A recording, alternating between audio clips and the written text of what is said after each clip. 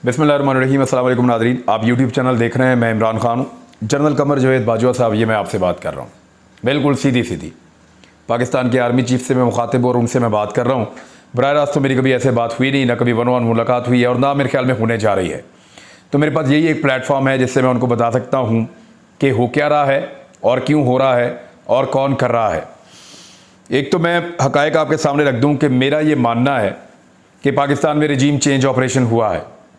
मेरा ये मानना है कि पाकिस्तान के इदारों ने और इस्टेब्लिशमेंट ने अपना हमेशा की तरह का रोल प्ले किया है। मैं वैसे ही इस बात को मानता हूँ जैसे पीडीएम की जमातें हमेशा बरमला कहती रहीं और इस बात को तस्लीम करती रहीं और इसको वो मानती थीं कि इमरान खान साहब की हुकूमत को एक रजीम चेंज करके लाया गया है और उसमें पाकिस्तान की इस्टेब्लिशमेंट ने अपना किरदार अदा किया है। वो बड़े भोंडे इल्ज़ामात भी लगाते रहे, लेकिन वो वक्त गुजर गया और अब दोबारा एक और रजीम चेंज ऑपरेशन हुआ है। मेरा मानना है इस मरतबा फिर वही हुआ है। जो एक पूरा बैकग्राउंड है पिछला, उसको देखते हुए मुझे तो यही लगता है, क्योंकि ऐसे हो नहीं सकता कि इतनी सारी पार्टियां ही। और मैंने शवाहिद देखे, मैंने चीज़ें देखी, मेरे सामने चीज़ें होती रही, वन वन एक एक करके चीज़ आती रही, मैं देखता रहा तो मैं कायल हो गया और मैंने अपना एक मौक़िफ़ बनाया, बिल्कुल वैसे ही जैसे कल एक मौक़िफ़ मरीम नवाज़ का था, नवाज शरीफ का था और दर्जनों सहाफ़ियों का था, फजल रहमान का था, आसिफ अली जरदारी का था, बिलावल का था और दर्जनों सहाफ़ियों का था। इसी तरह मेरा भी एक मौक़िफ़ है और पाकिस्तानी कौम का भी एक मौक़िफ़ है। तो जिस तरह उन लोगों को सबको अपने मौक़िफ़ को बोलने की इजाज़त थी, ऐसे ही मुझे भी मेरा मौक़िफ़ बोलने की इजाज़त होनी चाहिए। मैं भी एस्टेब्लिशमेंट से वही शिकवा कर रहा हूँ जो वो कर रहे थे और मैंने कोई लिमिट क्रॉस नहीं की। फ़ौज को मैंने कभी गाली नहीं दी, फ़ौज के ख़िलाफ़ मैंने कभी बदतमीज़ी नहीं की, फ़ौज के किसी आदमी को मैंने कभी कोई चैलेंज नहीं किया और मैंने बराह रास्त किसी के साथ बदतमीज़ी भी नहीं की, जैसी पहले होती रही है पाकिस्तान में बेशुमार। अब मेरे साथ हो क्या रहा है, मुझे बहुत सारे लोग मिले, जनरल साहब और आपके डिपार्टमेंट के लोग मिले और बार बार मिले, लाहौर में मिले, इस्लामाबाद में मिले और जगहों पे मिले। वो मिलते रहे और मेरे साथ बात करते रहे और मुझे कहते रहे कि अपना मौक़िफ़ बदल दें। लेकिन मैं जब उनके सामने सवालात रखता था तो मुझे मेरे सवालों के जवाब नहीं मिलते थे और साथ ही साथ सवालात की तादाद बढ़ती गई जैसे जैसे अवाम की हालत बद से बदतरीन होती चली गई पाकिस्तान में। महंगाई, गुर्बत, लोगों के हालात, बैड गवर्नेंस, इन सारी चीज़ों को देखते हुए और जिन लोगों को कल तक चोर और डाकू कहा जाता था और समझाया जाता था, बताया जाता था, उन सारे लोगों को इक़्तिदार में आता हुआ देखते हुए मेरे सवालात बढ़ते गए और मेरे सवालात के जवाब जनरल साहब आपके लोग नहीं दे पाए।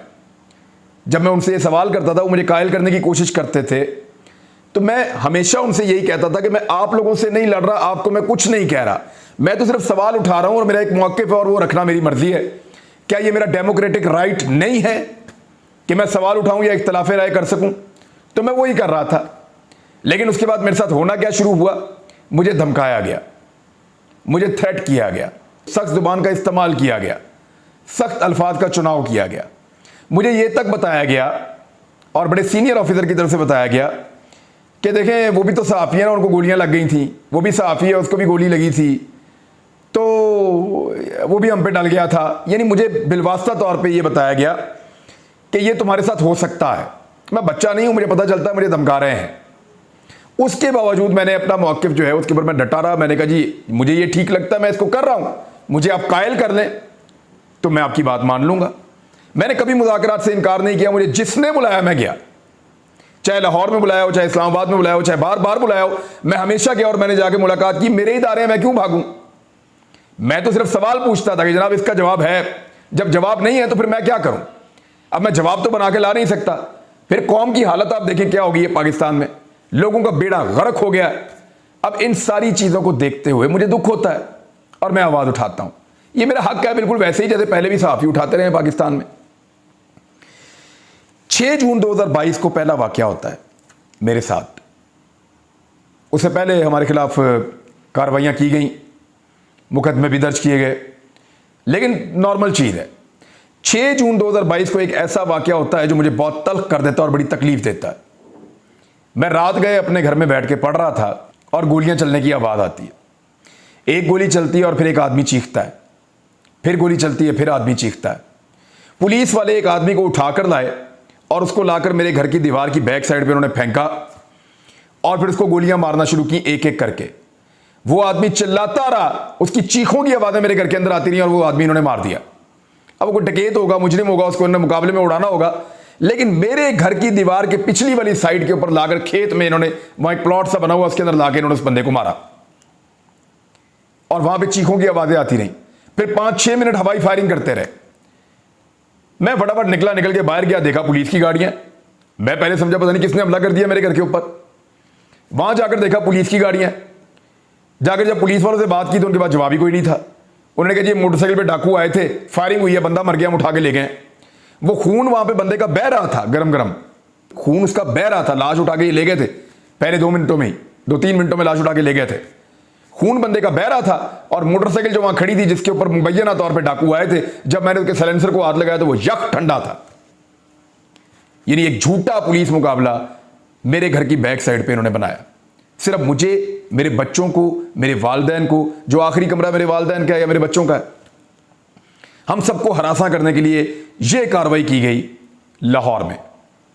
और उसके बाद क्या होता है, मजीद मुकदमा दर्ज होते हैं, हम अपनी जमानतें करवाते हैं, हमारे ऊपर फिर दबाव डाला जाता है, बार बार लोग मुलाकातें करते हैं, दबाव डालते हैं, लेकिन हमारे सवालों का जवाब नहीं दिया जाता। कोई हमारे सवाल का जवाब देने के लिए तैयार नहीं है। और फिर एक दिन मुझे पता चलता है कि मुझे फैंटी लगानी है कुछ लोगों ने सादा कपड़ों में, जैसे लगाई है अयाज अमीर को। इसी तरह मुझे कुछ लोग मारना चाहते हैं, मेरी गाड़ी को रोक के मुझे उतार के मुझे मारना चाहते हैं। को बाजू या टांग तोड़ देंगे या दांत तोड़ देंगे, इस तरह का उनका इरादा है। तो मैं क्योंकि अपने साथ सिक्योरिटी रखता हूं, और सिक्योरिटी इसलिए नहीं रखता कि मुझे कोई शौक है या कोई मुझे दिखावे का शौक है। मुझे आईएसआई ने, आपके ऑफिसर्स ने, वो अभी भी आपके अंडर काम करते हैं, जनरल साहब आप उनसे पूछ लें, क्या उन्होंने मुझे कई मरतबा नहीं कहा, क्या उन्होंने थ्रेट लेटर जारी नहीं किया, क्या उन्होंने बार बार नहीं कहा कि आपको सिक्योरिटी की जरूरत है, आप रास्ते बदल बदल के जाएं, क्या उन्होंने नहीं कहा कि आप अपने असला लाइसेंस लें और अपने साथ सिक्योरिटी के गार्ड्स भी आप रखें, क्या वो मुझे इसमें फैसिलिटेट नहीं करते रहे?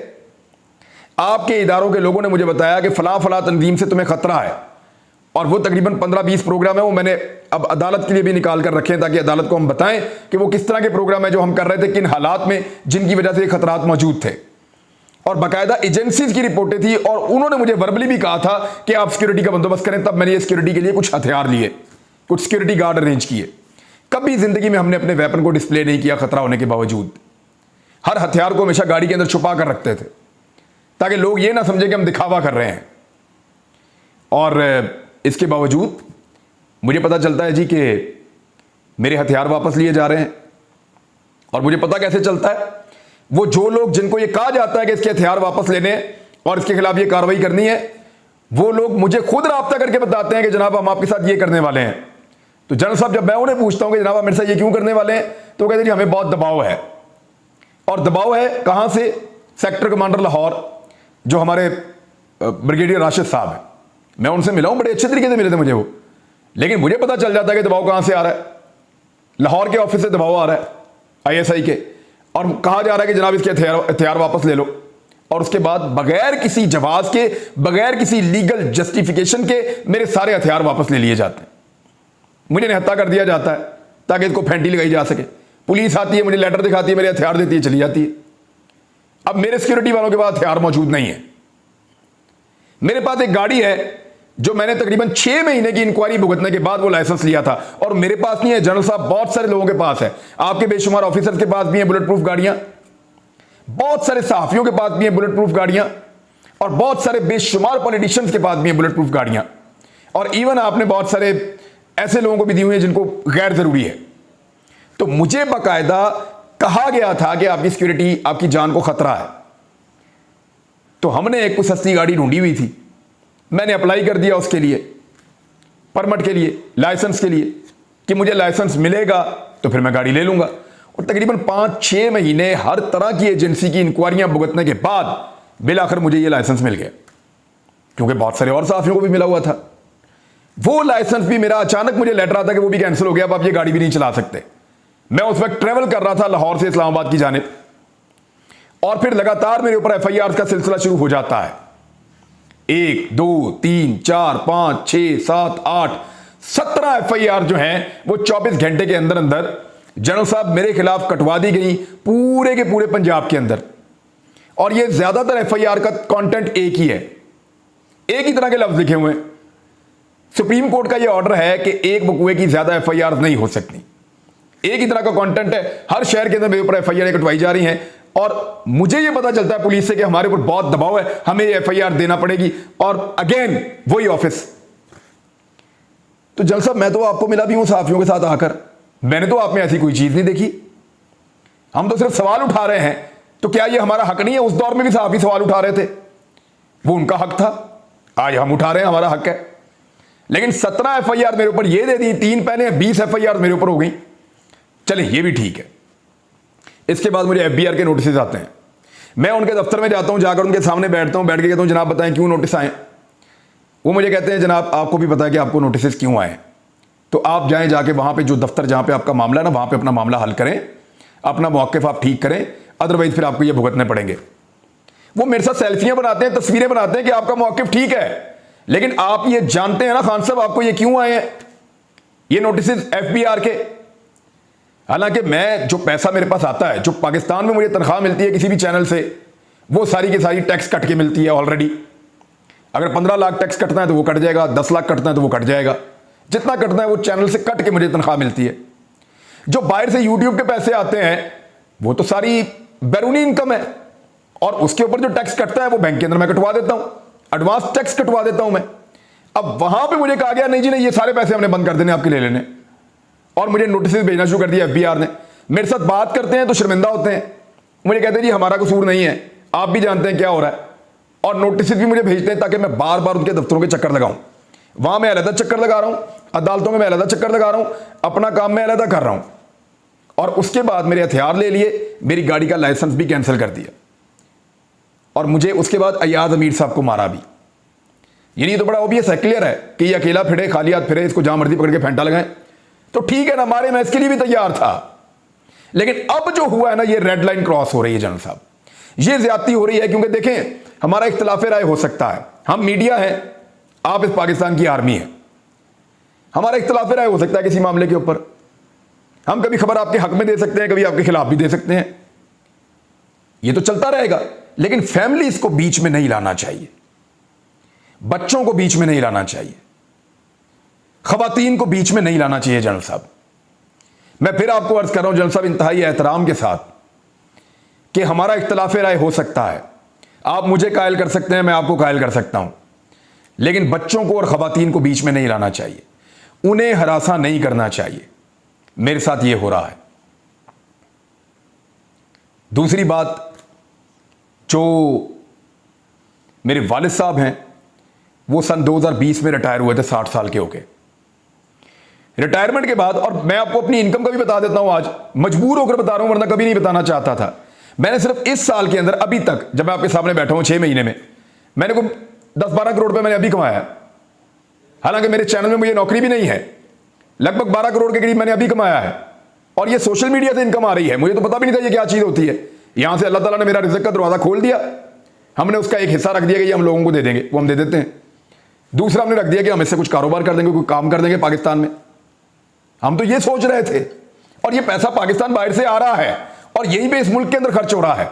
मेरे वालिद साहब रिटायर हुए और उन्होंने कहा कि मैं कोई कारोबार करना चाहता हूं। 1-2 चीजें उन्होंने देखी, वो नहीं कर पाए, लेकिन फिर मैंने उनको एक आइडिया दिया कि वो जो झील है, बहुत बड़ा एक डैम है पंजाब में, उसका कॉन्ट्रैक्ट मिलता है, आप वो ले लें, उसका आप कॉन्ट्रैक्ट ले लें और उसके अंदर मछली डाल दिया करें। बच्चा जब वो साल बाद बड़ी हो तो वो निकाल के बेच दिया करें मार्केट में, तो एक अच्छा बिजनेस हो जाएगा, ज्यादा आपको काम भी नहीं करना पड़ेगा, कुछ मुलाजिम वहां पे रख लें। उनको आइडिया पसंद आया और उन्होंने जाके वहां पे बोली के अंदर हिस्सा लिया। जितने वहां पे लोग मौजूद थे, सैकड़ों की तादाद में, सारे गवाह हैं। 1.5 करोड़ से बोली शुरू हुई और 4.5 करोड़ तक गई। 1.5 करोड़ से 4.5 करोड़ तक बोली गई और 2 पार्टियां बच गई बाकी। तो मेरे वालिद साहब ने उस पार्टी के साथ मिलकर आधे आधे पैसे डालकर 50-50% पे ये डैम ले लिया। यानी 2.25 करोड़ रुपया मेरे वालिद साहब ने दिया, 2.25 करोड़ रुपया मियां वाली की जो पार्टी है उन्होंने दिया, और दोनों ने मिलकर इस डैम को ले लिया। क्योंकि इससे ऊपर अगर जाते 5-6 करोड़ पे जाते तो मुनाफा ही खत्म हो जाता। ज्यादा से ज्यादा 5.5-6 करोड़ की मछली उसमें से 3 साल में निकल सकती है, इससे ज्यादा निकल ही नहीं सकती।